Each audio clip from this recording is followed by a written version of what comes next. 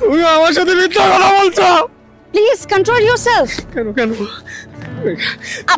Please মেঘ, আমি তোমাকে অনেক ভালোবাসি মেঘ, আমি তোমাকে অনেক ভালোবাসি।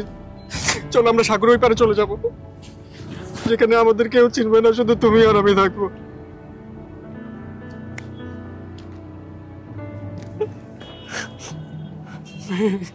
তুমি ছাড়া আমার কেউ নেই মেঘ। আমি আমি আমি আপনাকে একটা কথা বলি, আপনি প্লিজ শান্ত হয়ে একটু কথাটা শুনুন। আপনি ভুল ভাবছেন। মেঘ হয়তোবা আপনার কল্পনার একজন রমণী, হয়তো দুঃখজনকভাবে মেঘের সাথে আমার চেহারার খানিকটা মিল আছে, তাই হয়তোবা আপনি গুলিয়ে ফেলছেন। দেখুন, প্রেম ভালোবাসা তো আর বাচ্চাদের খেলনা না যে আপনি কান্নাকাটি করলেন আর খেলনাটা পেয়ে গেলেন।